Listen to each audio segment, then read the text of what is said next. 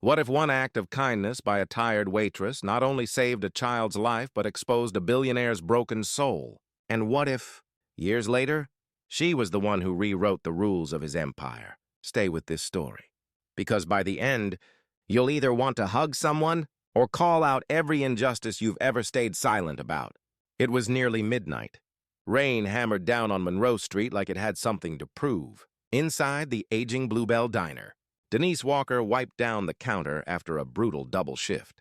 Her feet ached. Her shoulders sagged. But her mind was still alert. She'd learned to survive on fumes, both emotional and physical. Then she saw him.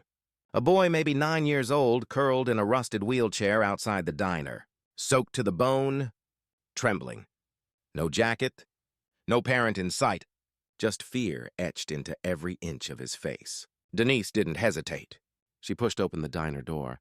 "Hey, sweetie, come on in." The boy blinked, unsure whether he could trust her. "I'm waiting for my dad," he said, voice barely audible over the storm.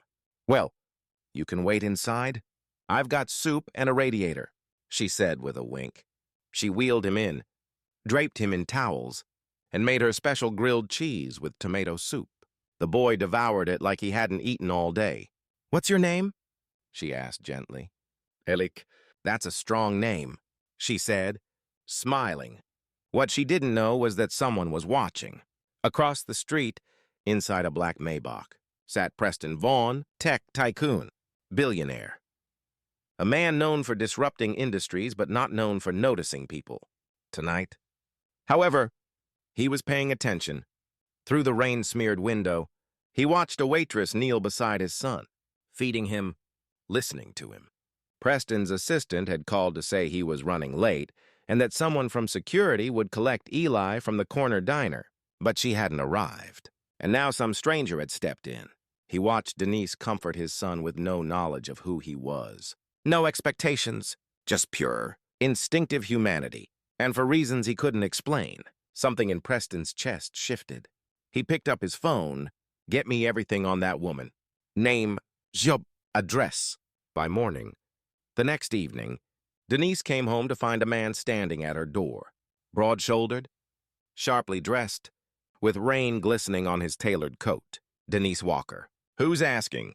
she replied, standing behind the screen door. "I'm Preston Vaughn, Eli's father." Her spine straightened. "He's okay. He's more than okay.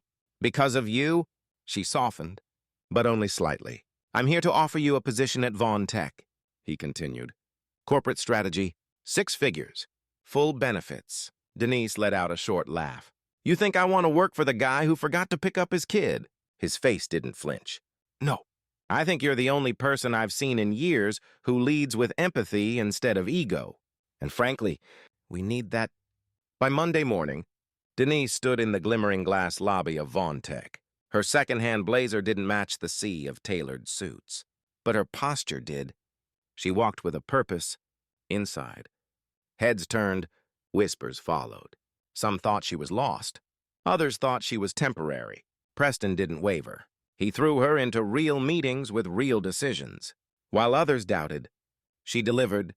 When an international supplier proposed outsourcing 3 zeroed American jobs, it was Denise who stood up, laid down hard data, and called their bluff. "You think it's just numbers," she said calmly. "But these people have names, families, futures."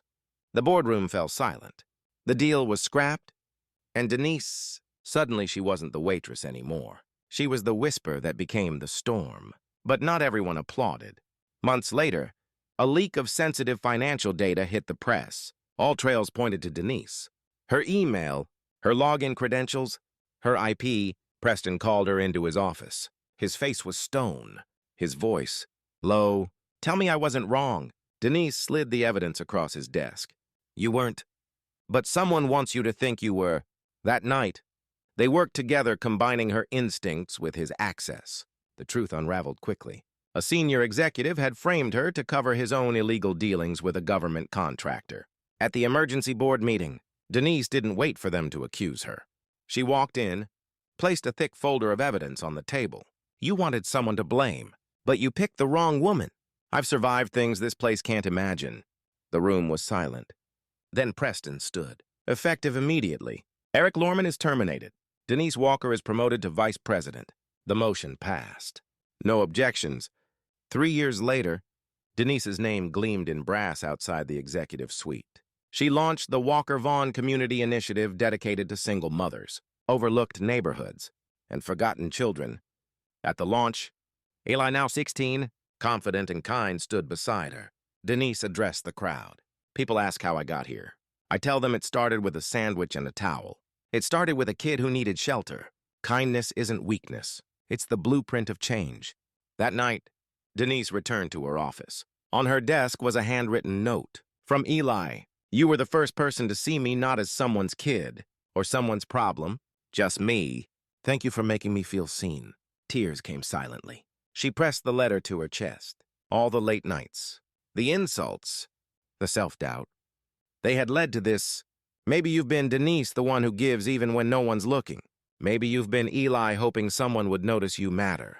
Or maybe you've been Preston, realizing it's not too late to change. If this story moved you, share it. And if you've ever been the reason someone felt safe, or seen, or valued, thank you. Because kindness doesn't go viral. It goes deep. It transforms. And sometimes it builds empires. Like, subscribe, and tell us, when was the last time someone surprised you with compassion? Or better yet, when were you that person?